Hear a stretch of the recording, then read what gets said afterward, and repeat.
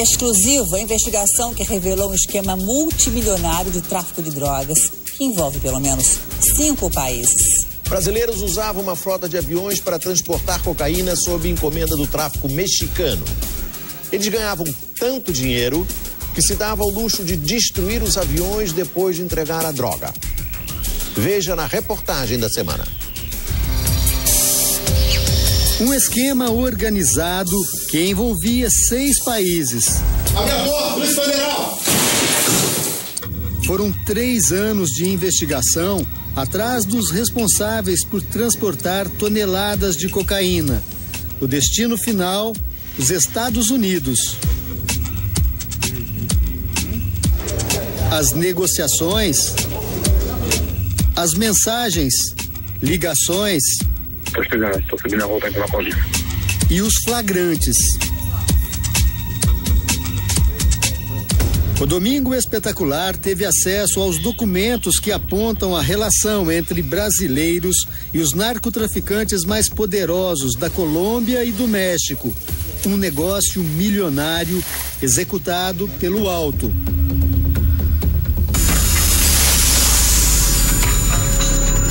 O esquema do transporte internacional da droga ficava nas mãos de 3 brasileiros.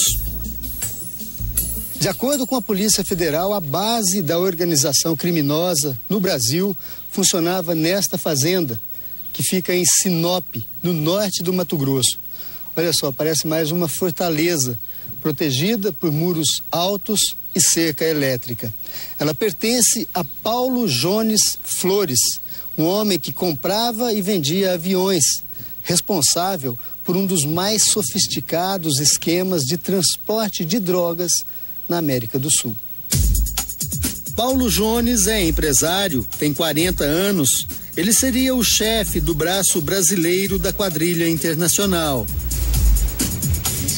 Além dele, participariam do esquema os também empresários Ronald Roland, de 40 anos, e Manuel Maleiro, de 54. Grande parte da cocaína produzida no mundo vem da Colômbia.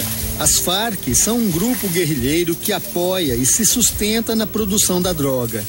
Para levar essa cocaína aos Estados Unidos, é preciso passar por vários países. Quem organiza a etapa final, em que a droga chega ao mercado americano, são os traficantes mexicanos. O trio brasileiro mantinha contato direto com os traficantes colombianos e mexicanos.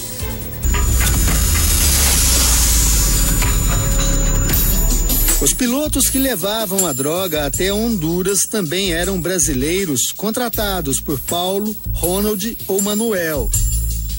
As viagens eram bastante lucrativas também para quem pilotava. O pagamento é fixo em $500 mil a cabine. Então, piloto e copiloto dividem a quantia de $500 mil, só para fazer um voo. O pagamento é alto e os riscos também. Em julho de 2012, a organização criminosa sofreu um duro golpe. Um avião pilotado por 2 brasileiros decolou desta pista, em Sinop, fez um carregamento de 968 quilos de cocaína na Venezuela e estava a caminho de Honduras, quando foi interceptado por caças da Força Aérea Colombiana. Outro incidente aconteceu em 2013. Autoridades venezuelanas apreenderam uma aeronave suspeita. O avião ainda não havia sido carregado com drogas e os pilotos conseguiram fugir. A perda do avião causou uma desavença entre os chefes do bando. Eles começaram a achar que um pegou o pagamento que tinha que ser feito para as autoridades venezuelanas, embolsou e não pagou, e esse seria o motivo do ataque ao avião brasileiro.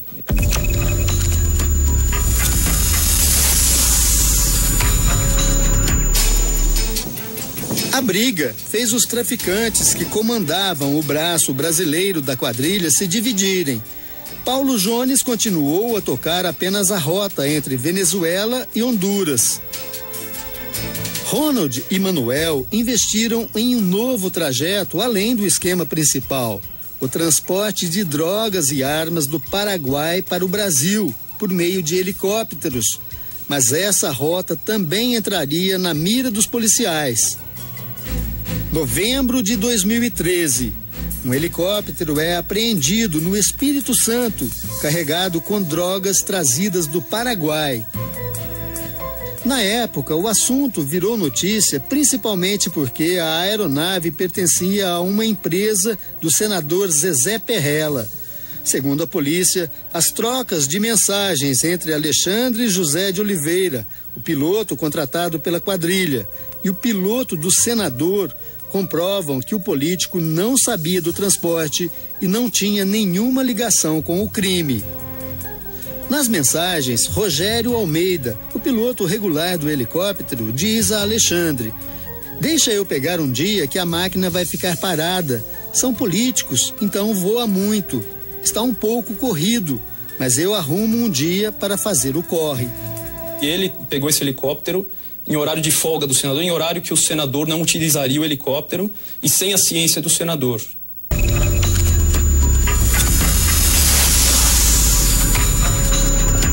Com todas as provas, a investigação pediu um indiciamento de pelo menos 20 pessoas. Entre elas, os 3 homens apontados como chefes da quadrilha.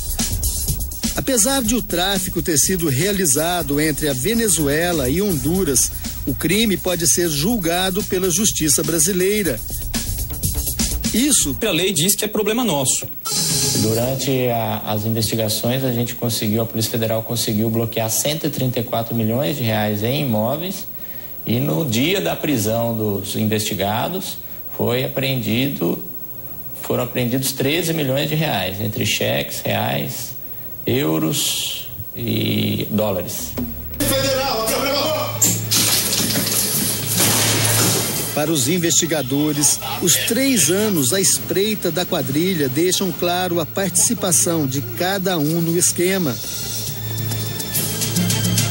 A polícia acredita ainda que essa não é a única quadrilha brasileira a fazer o transporte de drogas entre os traficantes colombianos e os cartéis mexicanos. Nós sabemos que existem outros, é certeza que existem outros. E estão sendo investigados, levantamos os nomes, as investigações em fase inicial, mas estão sendo investigados e vamos até o fim.